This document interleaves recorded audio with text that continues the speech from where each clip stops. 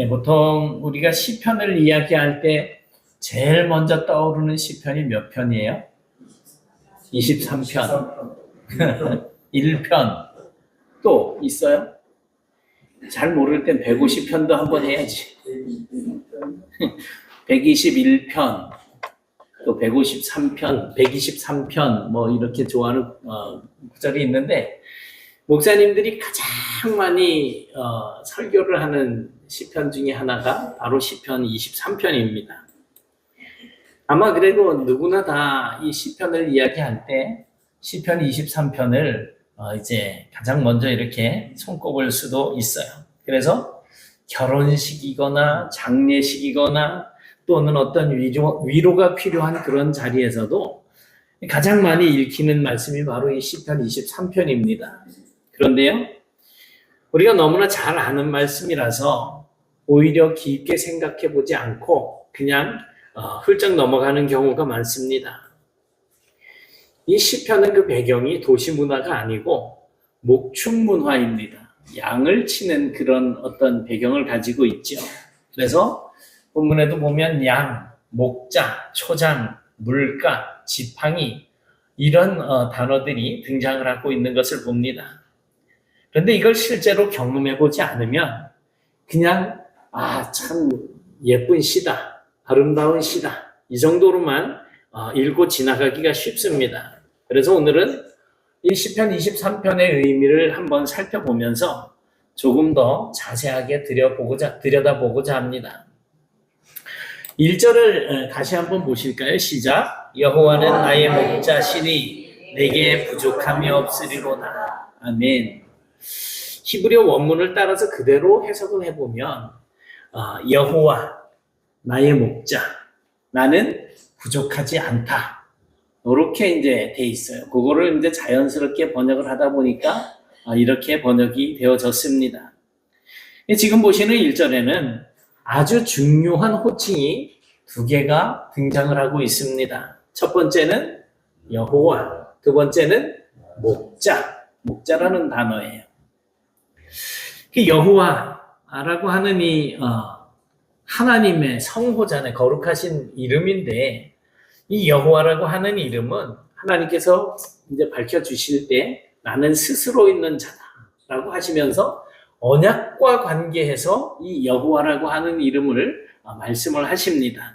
그러니까 우리가 보통 부르는 하나님이라고 하는 어떤 일반 명칭이 아니고 언약의 이름인데, 나는 스스로 있는 자다, 나는 너와 함께 있겠다라고 하는 이 언약과 관련되어지는 이름입니다. 하나님은 창조주 하나님이시잖아요. 말씀으로 온 우주 만물을 창조하시고 다스리시는 그 위대하신 하나님이 어떤 분이시라고요? 나와 함께 하시는 분이다. 나와 함께 하시는 분이다. 그리고 그분이 바로 나의 목자가 되신다는 겁니다. 이건 정말 놀라운 고백이지요. 그리고 이제 두 번째로 목자라고 하는 번역된 단어는 로에라고 하는 이 단어를 쓰고 있는데요. 단순히 가축을 몰고 다니는 그런 사람을 말하는 것이 아니라 먹이고 또 보호하고 치료하고 찾고 책임져 주는 사람이라는 의미예요. 그러니까 이 단어들이 다 포함이 되는 거예요. 그래서 여호와는 나의 목자시니라고 하는 이 고백은 하나님은 나의 모든 인생을 다 책임져 주시는 분이십니다라고 하는 고백인 거죠. 내가 배고플 때 먹여주시고, 내가 위험에 처했을 때 나를 보호해 주시고, 또 내가 아플 때, 다쳤을 때 치료해 주시고, 또 내가 어딘가 위험한 상황에 빠져서 있을 때 나를 찾아주시고, 끝까지 책임져 주시는 분이 바로 여호와 하나님이시라는 겁니다. 오늘 저와 여러분들께서도 여호와는 나의 목자이십니다 라고 하는 이 고백으로 하나님께 더 가까이 나아가는 그런 성도가 되시길 바랍니다. 자, 그리고 이제 내게 부족함이 없으리로다 뒤에 가보니까 1절 뒷부분에 그렇게 돼 있잖아요. 여기 부족함이 없다라고 하는 이 말은 나는 결핍되지 않는다. 그러니까 나에게 있어야 할 것이 없어지거나 모자라게 되지 않는다. 부족하게 되지 않는다라는 그런 의미입니다. 그렇다고 이 말이 하나님이 나의 목자가 되면 나는 부족한 게 없으니까 부자가 된다. 나는 원하는 걸 다 가질 수 있다. 라고 하는 뜻은 아닌 거예요. 하나님이 계시면 나는 결핍 상태가 되지 않는다는 거죠. 이 고백은 내가 얼마나 많이 가졌는가 하는 것에 대한 이 소유에 대한 고백이 아니고 하나님과의 관계를 고백하는 거예요. 하나님과의 관계.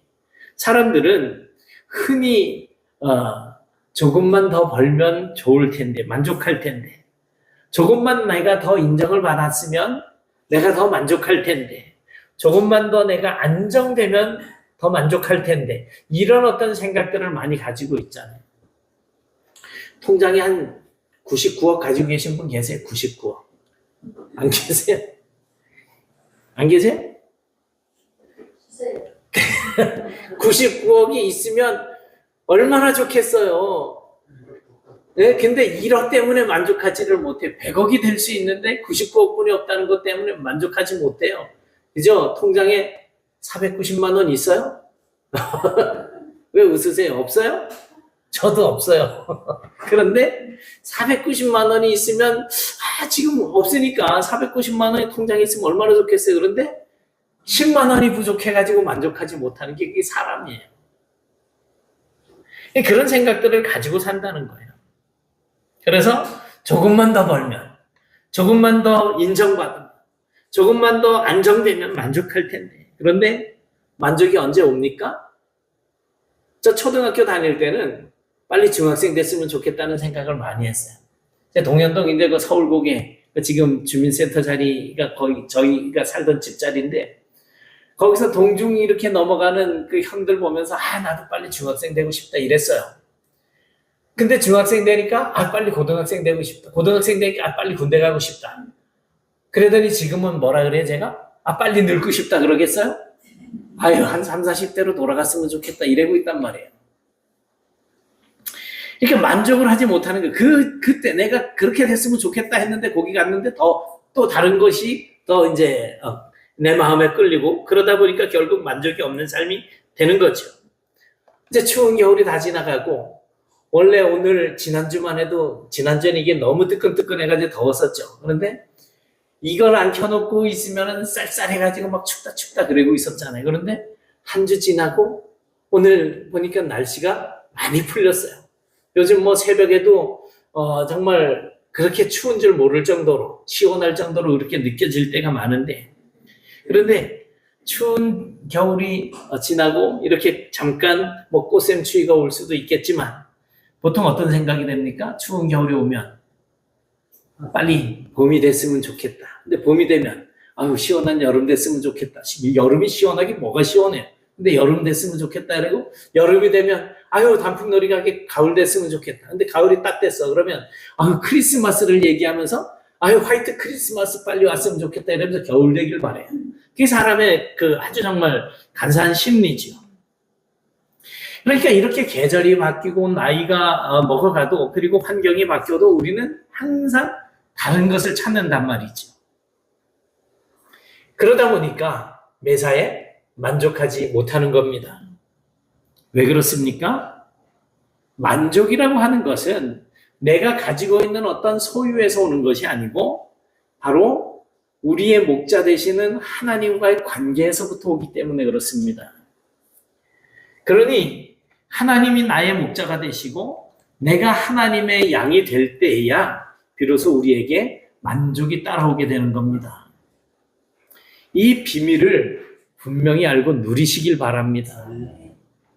자, 이제 2절을 보면 그가 나를 푸른 풀밭에 누이시며 쉴만한 물가로 인도하신다 이렇게 말씀을 하고 있습니다. 여기서 중요한 표현은 뭘까요? 누이신다라고 하는 표현이에요. 누이신다. 이 말을 원어 그대로 직역을 하면 그가 나를 눕게 만든다는 거예요. 억지로 그냥 확 눕게 만든다는 거예요. 그런데 양들이 마음을 놓고 스스로 누우려고 하면 몇 가지 조건이 충족되어져야지 된다는 거예요. 첫째는 양은 아주 겁쟁이란 말이에요. 그러니까 두려운 원인이 없어져야 눕는다는 거죠. 본능적으로 겁이 많기 때문에 조금이라도 불안하면 순식간에 언제 도망칠 준비하느라고 누워있지를 못하는 거예요. 쉬지를 못하는 거죠. 두 번째 조건은 갈등이 없어야 눕는다는 거예요. 양들 사이에 싸움이 일어나면 이제 누울 수가 없죠. 양들 이렇게 막 하면서 들이박는 거 보셨죠? TV 같은 데서. 막 이 양들이 진짜 버르장머리 없이 그냥 사람들 그냥 엉덩이 쥐어박고 막 이러더라고 보니까. 주인이 아닌 사람 다 들이받더라고 보니까. 그런데 지들끼리 그렇게 그냥 막 머리 갖다 들이받고 싸우고 이러는데 언제 눕겠어요? 그 주변에 있는 양들도 다 못 눕는 거죠. 그래서 목자는 싸우는 양들이 있으면 따로 멀리 이렇게 떼어놓는다고 합니다. 쉴 수 있도록. 그리고 세 번째 조건은 불만이 없어져야지 눕는다는 거예요. 이제 보통 짐승들이 가장 귀찮아하는 게 뭘까요? 파리.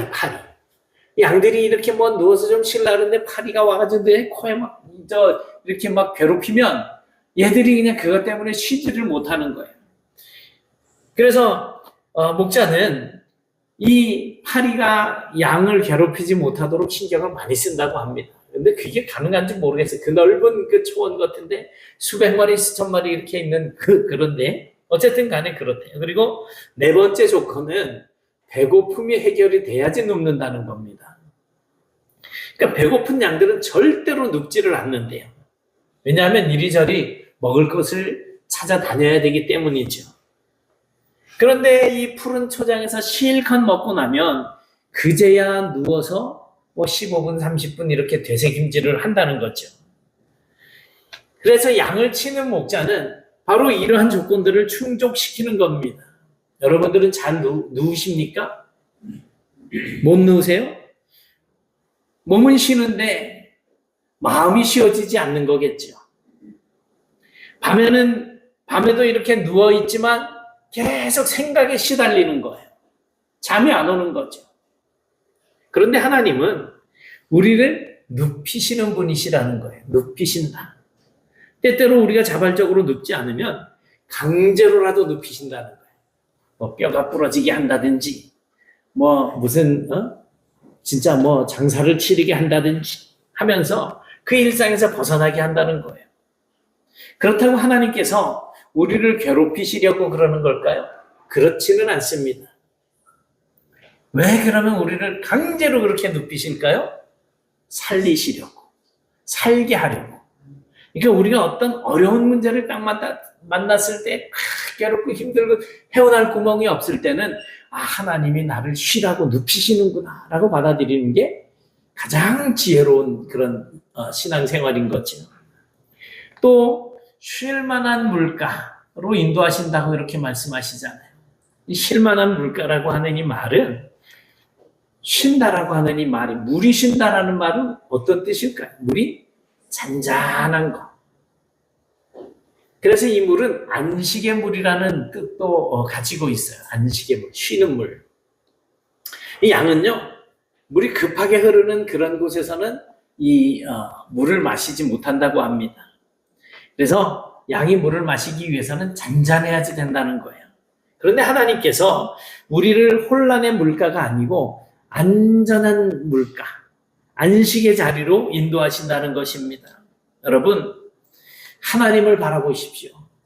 내가 나의 주인이 아니라 나의 주인은 우리 하나님이십니다. 그 하나님께서 나를 누워서 쉬게 하시면 비록 내 몸이 고단하고 아프고 괴로울지라도 그냥 믿고 푹 쉬십시오. 지금 그것이 나에게 가장 필요하기 때문에 하나님께서 쉼을 허락하신다고 그렇게 생각을 하시는 것이 맞습니다. 그런데 우리가 누워서 해야 할 일이 있어요. 그냥 강제로 확 눕혀졌다고 해가지고 하면서 그냥 코 골고 그냥 쉬고 이제 자고 놀고 먹으라는 그것이 아니고, 양들은 누워서 아까 뭐 한다 그랬어요? 되새김질 한다 그랬잖아요. 이것은 이제 하나님께서 우리에게 주시는 말씀, 뜻, 이런 것들을 계속 깊이 묵상하는 겁니다. 뭔 말씀이냐면 하나님과 깊은 영적인 교제를 나누는 것입니다. 그러한 시간을 통해서 우리의 믿음이 더 성숙해질 수가 있는 거예요. 이제 3절에 보니까 내 영혼을 소생시키시고 자기 이름을 위하여 의의 길로 인도하신다라고 말씀을 하십니다. 여기서 소생시킨다라고 하는 이 말의 원어가 얼마 전에도 제가 말씀을 드렸는데 슈브, 혹시 기억나세요? 슈브. 기억을 못 하셔야 제가 다음 주에 또 이제 써먹어도 되는 거예요. 슈브는 돌이킨다는 뜻이에요. 그럼 얼른 눈치 빠르신 분은 무슨 뜻인지 알 텐데, 돌이킨다. 두 자로 회개. 슈브가 회개라는 뜻인데, 이게 지금 소생시킨다라는 뜻으로 번역이 되고 있어요. 그러니까 회개라는 말은 무슨 뜻이에요? 돌이킨다. 또 다시 돌아오다. 이런 뜻이에요. 그러니까 원어대로 직역을 하게 되면 어떤 뜻이 되느냐 하면 내 영혼을 다시 돌이키신다. 이런 뜻이 되는 거예요. 그게 소생시킨다는 거죠. 흔히 우리가 뭐 심장마비나 뭐 이런 그 어떤 위급한 상황에서 심장이 멎은 숨이 넘어간 사람들을 살릴 때 심폐소생술이라 그러잖아요. 그러니까 심폐소생술을 하다 보면 멎었던 심장이 뛰게 되고 또 이 숨이 넘어갔던 이 사람이 핏기가 돌면서 다시 살아나는 소생되는 것을 보는 경우가 많습니다. 그런데 이 소생시킨다라고 하는 이 말이 완전히 죽었다가 다시 살아나는 것뿐만이 아니라 이제는 방향을 잃었다가 다시 제자리로 돌아오는 것을 의미하는 말이기도 한다는 거죠. 돌이킨다는 거예요. 양들 중에 지나치게 비만해. 너무 그냥 살이 핑핑하게 쪘든지 아니면 털이 너무 많아 길어가지고 이게 살짝 젖으면 또 엄청 무거울 거 아니에요. 이렇게 몸이 무거운 양들이 눕는데 이렇게 움푹 파인데 잘못 누우면은 탁 발다리가 가들은 참 발만 있는 거죠. 발이 4개가 하늘로 딱 떼가지고 거북이처럼 돌아 눕지를 못한대. 다리가 짧아가지고. 그런 경우에 그냥 가만히 내비두면 뭐 늑대의 밥이 되거나 아니면 뜨거운 햇볕에 낮에는 이 배가 그대로 노출이 돼서 장에 가스가 차서 결국 죽게 된다는 겁니다. 우리도 그렇습니다. 우리도 고집부리다가 내 판단만 믿다가 내 갈 길 내가 가련다 자기 길만 고집하다가 어느 순간에 뒤집혀 버리는 거예요. 그때 목자가 다시 와서 세워주지 않으면 그냥 끝인 거예요. 그런데 우리의 목자이신 하나님은 그렇게 빨랑 뒤집어진 우리를 그냥 두고 지나가지 않으시고 회복시키심으로써 소생시키심으로써 우리를 돌보신다는 겁니다. 그 다음에 이제 4절에 보니까 내가 사망의 음침한 골짜기로 다닐지라도 해를 두려워하지 않을 것은 주께서 나와 함께 하심이라. 주의 지팡이와 막대기가 나를 안위하시나이다 라고 말씀을 하고 있습니다. 이 사망의 음침한 골짜기라고 하는 이 원어의 의미는 완전한 어둠의 골짜기라는 뜻이에요. 완전 캄캄한 한 치 앞도 볼 수 없는 그런 어둠의 골짜기. 우리가 살 때 정말 뭘 해야 될지 모르는 아주 캄캄한 암흑과 같은 그런 환경을 우리가 생각해 볼 수 있겠죠. 그리고 중요한 것은 그러한 완전한 어둠의 골짜기에 우리가 머물러 있는 것이 아니라 어떻게 한다는 거예요. 사망의 음침한 골짜기로 어떻게 한다? 다닐지라도. 그러니까 거기 머물러 있는 것이 아니고 지나간다는 거죠. 그리고 그 뒤에 뭐라고 이야기합니까? 해를 두려워하지 않을 것은 주께서 나와 함께 하십니다. 저는 처음에 이제 교회 다니면서 시편 23편을 읽을 때 이거 이래보고 사망의 음침한 골짜기에 이 사는 사람들은 저 하늘에 있는 해를 두려워한다 이렇게 생각을 했어요. 근데 이 해가 그 해가 아닌 거는 아시겠죠? 여기서부터 분위기가 확 바뀌어요. 3절까지는 계속해서 뭐라고 말을 하느냐면 그가 나를 누이시고 그가 나를 인도하시고 나 1인칭, 너 2인칭, 그 3인칭이란 말이에요. 저 사람, 여기 지금 없는 사람이 저 사람, 그 사람 하나님을 3인칭으로 이야기하던 이 시인이 지금 이제 주께서 4절에 보니까 주께서라는 표현을 쓰기 시작합니다. 주께서 나와 함께 하심이라. 주의 지팡이와 막대기가 나를 안위하시나이다. 이제는 하나님을 향해서 직접 말합니다. 그 하나님이 아니고 주님, 당신으로 바뀌는 거예요. 마주대하고 있는 거죠. 왜 그럴까요? 푸른 초장에 있을 때는 조금 떨어져서 하나님이 이런 분이시다라고 말할 수 있습니다. 그런데 사망의 음침한 골짜기 같은 급박한 상황에 들어가면 여유가 없습니다. 급류에 쓸려 내려가는 사람이 제일 먼저 외치는 소리가 뭐예요? 사람 살려. 우리 제천 사람들 뭐라 그래요? 사람 살려 그러잖아요. 사람 살려 그런단 말이에요. 그러니까 그때는 뭐 여기저기 거칠 것 없이 바로 직통으로 하나님께 불을 짓는 거죠. 주님, 지금 저와 함께 계시죠? 이렇게 되는 거예요. 고통의 자리에서는 하나님이 그 하나님이 아니고 현실이 되는 겁니다. 그래서 하나님이 지식 속에 있는, 머릿속에만 들어있는 하나님이 아니고 나와 동행하는 하나님이 되는 거예요. 그래서 골짜기에서는 하나님이 더 멀어지는 것이 아니라 오히려 더 가까워집니다. 여러분의 삶이 캄캄해지고 어디로 가야 할지 알 수 없을 그때 우리가 눈을 들고 하나님을 부르게 되면 우리는 점점 더 하나님과 가까워지는 삶을 살 수가 있는 거예요.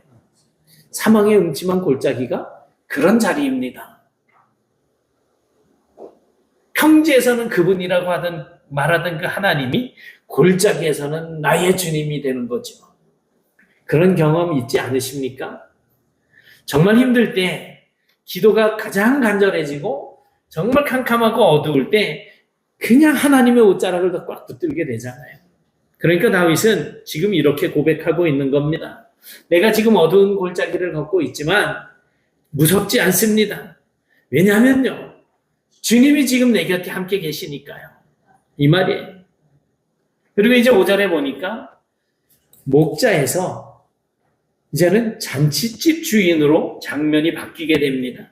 주께서 내 원수의 목전에서 내게 상을 베푸시고 상을 차려주시고 기름으로 내 머리에 부으셨으니 내 잔이 넘칩니다. 이거는 공개적인 회복을 이야기하는 겁니다. 그냥 원래 하나님이 우리 머리에 기름을 부어주시는 게 아니고 원수 앞에서 기름을 부어주신다는 거잖아요. 당당하게 회복시켜 주신다는 겁니다. 이 머리에 기름을 부으셨다는 것은 존귀하게 하셨다는 거예요. 구약시대에 기름 부음을 받은 사람들이 세 종류가 있어요. 왕, 선지자, 제사장. 직급으로, 요즘 말하는 직급으로 따지면 얼마나 존귀한 자리가 되겠습니까? 그렇게 존귀하게 하신다는 거예요. 원수의 목전에서. 그리고 내 잔이 넘친다라고 하는 이 말은 그저 겨우 버티는 인생이 아니라 흘러 넘치는 은혜의 인생이라는 뜻입니다. 여러분들 안에 하나님의 은혜가 가득 차서 흘러 넘치는 삶을 살게 되시길 축복합니다. 그거예요. 내 잔이 넘친다는 게. 내가 다른 사람들에게 사랑을 베풀지 못하고 항상 불평과 불만과 원망의 말을 이야기하는 것은 내 안에 하나님의 사랑이 차있질 못해서 그래요. 내가 사랑이 충만하면 저 사람이 하는 모든 일들이 다 사랑스럽게 보이게 돼 있어요. 저 사람이 사랑이 좀 부족해 보이면 내 것 쏟아 부어주는 거예요. 그래서 같이 사랑이 충만한 사람이 되는 거예요. 부모가 혹은 남편이 아내가 이 어느 한쪽이 결핍이 되어 있으면 충만해져 있지 못하면 절대로 그 자녀들이 이 사랑 충만한 삶을 살 수가 없어요. 나에게 은혜가 부족한데 어떻게 자식들에게 은혜를 끼칠 수가 있겠어요? 내 은혜 채우기도 바쁜데. 그런 부모를 보고 그런 어떤 사람들의 모습을 보는 사람들은 신앙생활이 순탄치가 않게 되는 거예요. 이제 6절에 보니까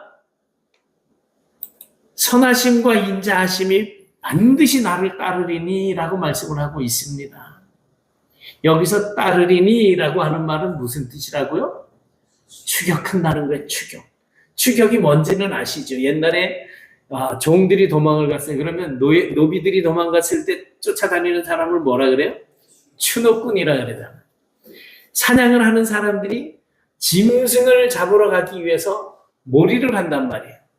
뭐 예전에 보니까 늑대도 몰이를 하고 뭐 사슴도 몰이를 하고 토끼도 몰이를 하고 꿩도 막 몰아가지고 잡더라고요. 보니까 그렇게 쫓아가는 거, 이게 따른다는 말이에요. 그런데 하나님의 선하심과 인자하심이 내 평생에 나를 따라다닌, 나를 추격해 다닌대요. 나를 쫓아온다는 거예요.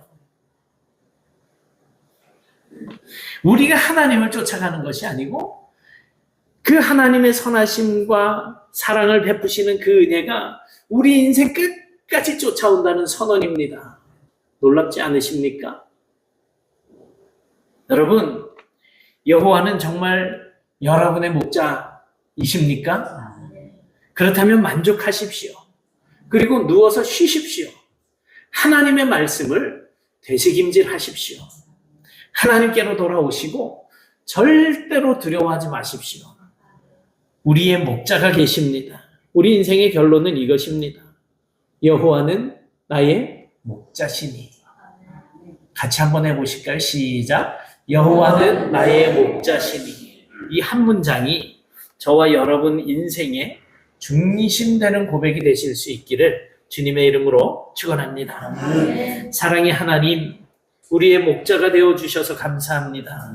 우리를 푸른 풀밭에 눕히시고 또 쉴만한 물가로 인도해 주시는 주님, 이제 우리가 다른 것을 붙들지 않고 주께로 돌아와서 오직 우리 목자 되시는 주님만 붙들고 하나님의 이름만을 높이는 그러한 삶을 살아갈 수 있도록 인도해 주시옵소서.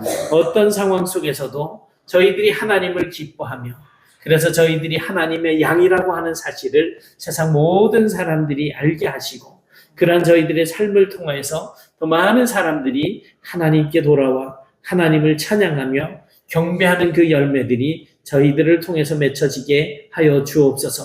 예수님 이름으로 기도드리옵나이다. 아멘.